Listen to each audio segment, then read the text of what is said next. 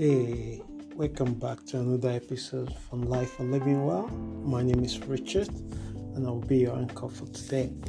Before I dive into the podcast for this week, like I like to start the podcast, is to quickly tell you that if you are listening to me for the first time and you wanted to know what Life for Living Well community do, you can check it out on our website, the community website at www.lifeforlivingwell.com. There's numbers of books that other people's book that they've read that they think the book has helped them, and they think might help one or two people that are also interested in something like that. And if you like to see the article that we dedicated to each of the podcasts that we release every week, you can also find it on our website, the blog page. And if you like to contact me directly, you can also use the contact me on the form, and I will try as much as possible to respond to your question. And thank you for your time, and let's dive into it. So this week, the topic of the podcast is right thinking, right actions, the benefits. So what are the benefits associated to when we tolerate or exercise or engage in the process of right thinking? And also, if you also collate this energy together by taking the right actions, so what are the benefits of doing that? Because we sometimes think like the world or the universe is unfair, that actually bad thing happen to the good people and actually good thing happen to the bad people. So maybe by the end of this podcast, you might see my personal perception about this. Maybe it might close to you, or you might totally disagree with it. That's fine. I would like to see the area that you actually disagree with. Perhaps we can look into it as well. And okay, let's dive into it. As we normally do is to find one individual that we can use their word as a motivation or build on that word, on that action, based on their own observation of the same topic that we are treating now, and then try to see what we can build around it. So today I'm opening the podcast by using the quotation from Dr. MaryAnn Diorio. So the quotation goes this way: right thinking plus right action equals right results. I'm absolutely agree, because I've tried this in my life and I continue to live my life this way. Yes, not every time. Sometimes it's really difficult. Sometimes you think you have the right thinking, but you don't take the right action. Sometimes you take the right action when your thinking is actually wrong, and you get mixed bag, or you get no result from it. But Dr. MaryAnn is actually right in this. So let's dive into the podcast as usual. As people, we take many actions, and often we have the capacity to overthink. So the question we should ask is it the right action or right thinking? Have you ever stopped and asked, why does everything remain the same? You'll be surprised how your time is spent if you take a few minutes in a day, even to give an account of your day. So get a journal, and at the end of your working day, just write what exactly you set out to do that day. Perhaps you didn't set anything out to do. You just go to your normal routine job and you thought that, okay, that's what I do every day and this is what I'm going to do. But do you really set out what you wanted to achieve that day?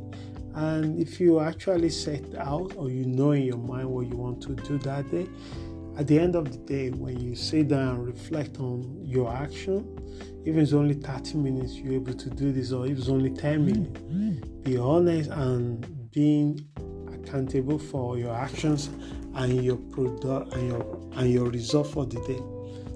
did you achieve what you set out to do? And if you didn't, what's the reason? And we don't normally do this because we tend to focus on anything for a short time before we deflect it to something else. But in order for us to develop right thinking and right action, it is important to also hold ourselves accountable to our own actions and inactions. So how do we go? So these are the things that you got to ask yourself, and then you say all the great scientists, the great philosophers, the great teachers, all the great achievers, they have the habit of asking questions. Albert Einstein once asked himself a question: why am I here? This is a very deep question that most of us don't take time to ask, and we should. And many people just avoid it. He's asked himself, why am I here? And I don't think he arrived to the answer in a day or in an hour. It's something that he got to really use critical thinking to find the answer to that. And he ended up come and said, to serve others. And look around you. Even the richest guy in the world today is thinking how to serve the universe. He's serving something global, something more than his local area. At the end, he's creating the service that's not just useful for him, service that is helpful in the field of science, in the field of space, in the field of medicine, in the field of automobile. And what happened? He getting more wealth coming back to him as much as he's giving out.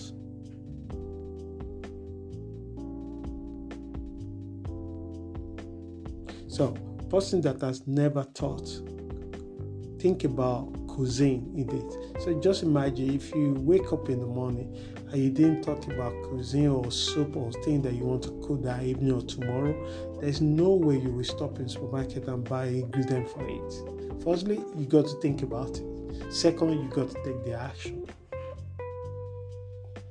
So it's always good to do this kind of engagement early in the morning before you start your day, and to have the purpose of intention that you want to do.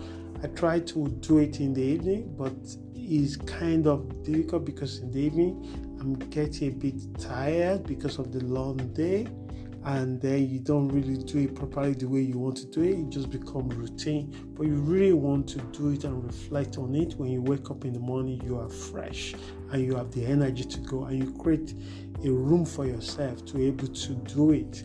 It's not like you have to leave home 8 o'clock and you get up 7:30 in the morning. There's no way you're going to do it. You have to jump into the shower, you have to have something to buy, and you have to jump into your car. Sometimes you might even mix your breakfast in doing that. But you plan to create time for yourself. If it's only sipping glass of water in the morning, and just remain in your thoughts, you could do wonders in your body for the day. So, in many cases, you have to change your thinking and action before anything can change for you. It's always amazed me when you ask someone, when they give you the list of things why things didn't work in their life. They blame their bosses, they blame their spouses, they blame their children, they blame their parents. But the only person that this thing affected is themselves, and they did not see the role they play in it. And it's also very amazed when people say they are surrounded with toxic, but they themselves don't see the toxicity they contributed to it. That is like a blind spot that you don't see that. And in order to engage in the right thinking, it's come from you. You got to be honest and accountable for your own action, your own behavior. There's no shortcut to it. In Allen's book, he argued that often people attract experiences into their life as a result of their thinking and action. And this is a perfect example when you see somebody that you perceive is a nice person and you wonder why things are working or happen to them in a bad way, because they are a good person in your mind and in the mind of all the people, and definitely maybe they are a good person, but what you don't know is what kind of action they're taking. And then the person you perceive as a bad person might actually have the right thinking, right action when it comes in terms of increase their income or making wealth.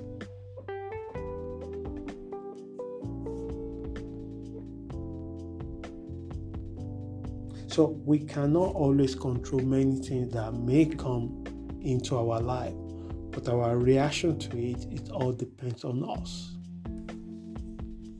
Two people separated in their marriage.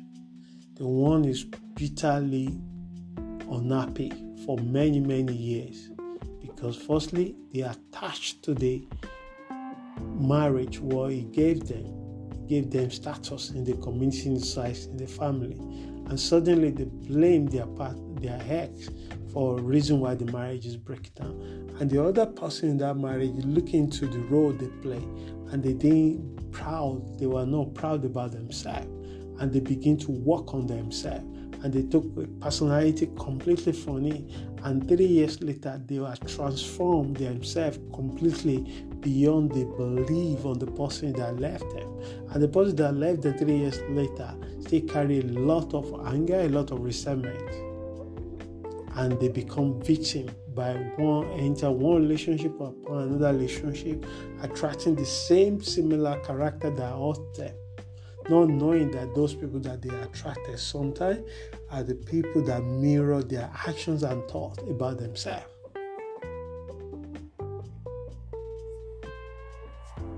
Unconsciously, a good person may be taking the wrong action despite their good thinking. So you wanted to change your job, you go to university, but you have a lot of self-doubt about your ability to do the job, which is fine. But you didn't do anything about it. You didn't confront that doubt, you didn't confront that fear, you didn't investigate where that fear is coming. And then you didn't send the CV out. And when you send your CV out and you are being called for the interview, you didn't prepare for it. So you make it so difficult for the people that want to recruit you because you appear or come across as unprepared or someone that doesn't know what he's doing. So a woman who married a man that wanted to have children, but she didn't. Eventually, she decided to marry the person, thinking like with time, the guy will change his mind. And the guy agreed with it, thinking like with time, she will also change her mind, not to want to have it. But she thought he would change his mind, but 12 years later, the marriage ended as a result of different needs in their relationship. So, being in love is a good thing. Believing that a romantic love could overcome any obstacle despite the obvious differences is a bit too much of a stretch. So being a good person has nothing to do with our fundamentally core differences. So when you are going to the east and the other person is going to the west, sometimes in the romantic film and the books, they projected that the person or the woman or the man make the ultimate sacrifices. At the end, they have happy ever after later. But in life, in reality, it's not always like that. A good book once said that can two people work together? And he also answered that question in the book of Proverbs that only if they agree.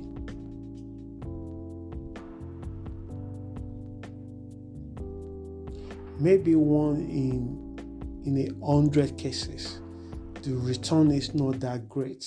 So you cannot just rely on that because it's happened to one person out of 1,000 people. It's just the way to go to. You don't want to waste your time doing that. And if you learn your lesson and you use that your lesson to teach other people, then you no longer waste your time. But it doesn't worth it to put yourself in the same shoe that other people have done so. So the same principle applies to other areas of our endeavors. If you want to make a change, we got to engage and tolerate the right thinking. We got to engage and tolerate the right actions. We can take a lot of actions. Those actions might not be right actions. And the result we get might not be self-evidence. Because when our thinking is right and when our action is right, the result we get is self-evidence. So to have a positive result or achieve our goals, firstly, two things may have to be on the same wavelength. So what are those two things? Let's look at it. Number one, the right thinking. And number two, right actions. It is not good enough to have a good intention or a good person, but you need to have the right thinking with the right action. These two elements have more chance and high possibility to create the life and experience you want. Just look around you today. Think of individuals that you admire and they had created the kind of life you like to express yourself. Just think of people. Is that the character you really admire, their trait as an individual in the book, or maybe in your friends or family or your parents? Take the time to see what is it that they're doing that you could learn from it.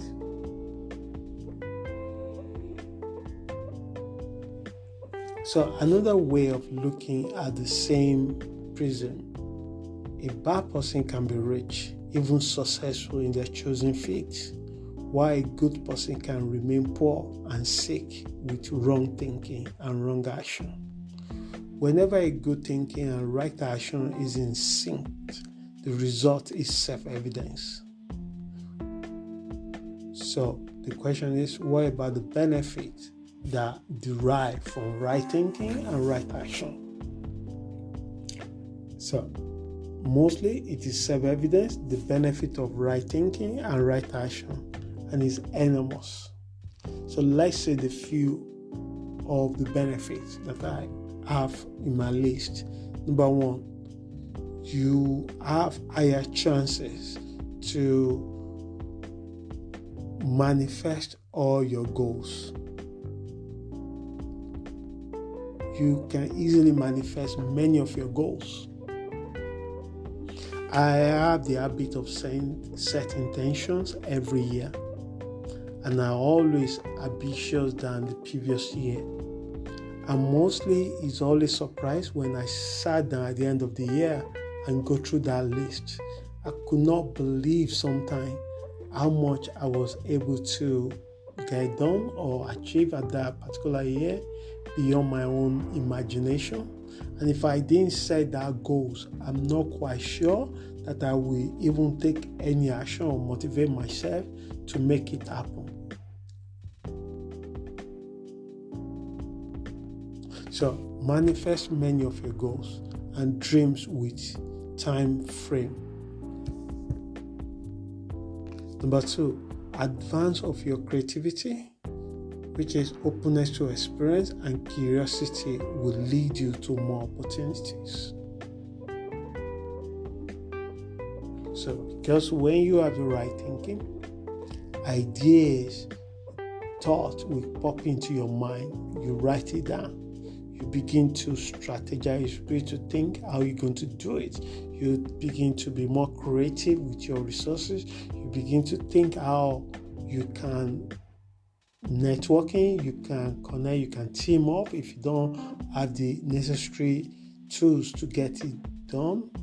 How you could just expand yourself to area that you lack the knowledge to acquire knowledge and the wisdom. At this time, even your portfolio of friendship can also shrink because you begin to just obsessively focus on your project that you're working on. So number 3, taking action.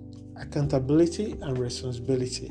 There's no way when you begin to live this way that you're going to tolerate the right thinking and the right action. One of the things that will happen, you have to take the actions. You have to take the action. If you just think alone, not taking action, you won't get the result. And if you're thinking right and you're taking the wrong action, you probably get the result that you didn't looking for. Number 4, honesty and integrity. So one of the things is when you begin to archive and reflecting on your daily activities at the end of the day before you go to bed, you begin to be honest about it. You begin to say, okay, tomorrow I'm going to be more proactive. I'm going to be more focused and be taking control of my time better tomorrow. You always have another chance to do it better than yesterday, than today. So number 5, inner motivation. So you look up for next day, you look up for the next hour when you're free. So if you are working at the moment and you're also thinking of creating your own side hustle or own business, you know that your day, what you do from 9 to 5 is important. What you even do from 5 to 9 is even more important. You begin to working on your own personal project. And this takes a lot of motivation because I have not met any person that's successful that are not making upfront investment on their goals. Many people don't want to do that. They just want to reap the result of their goals straight away. You got to make the upfront investment, and that requires your time to study, time to learn, time to try, time to fail, because fail will comes, and that failure you will turn into success. And lastly, authenticity. Genuinity come to you. You no longer have a need and desire to want to impress others. You are not doing it that so people will see you as the most smart person or intelligent person, or you wearing masks to show people image that you didn't have, or you didn't even have the confidence to possess it. But you begin to just focus on your own goals in a way that helping others at the same time. Finally, text run your thinking and actions using few necessary tools such as journaling, feedback, dialogue, smart, like you set goals, manageable goals, and you say the time frame, how you achieve that goals. You don't say if you only 2,000 a month, you don't just say that I'm going to make 1 million this month in the same job. That is wrong. You need to look into in the next 5 years, in the next 2 years, I wanted to increase my income to £10,000. What do I need? Do I need to change the job? Do I need to start side hustle? Do I need to set something in the evening? Do I need to go back to school and learn something else that will give me area of specialty that will increase my income to do this? So this is how you do that, and you set the time limit onto it. You just don't say, oh, I'm going to increase my income. You might not have that happen in the next 10 years' time. You got to set the time limits to it, and you got to take action to make it happen.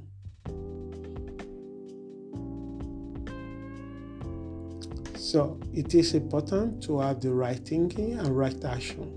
Having the right thinking and wrong action will not lead us to the right outcomes. So I hope this podcast helps someone this week. And if you do like to know more about this particular topic, which is really, really important a message to share, you can find out more about the article relating to this on our website at www.lifeforlivingwell.com. And you can also send me an email at hello@lifeforlivingwell.com, or you can contact me through the form on our website. Until we meet again next week, please stay safe and have a wonderful week. Ciao.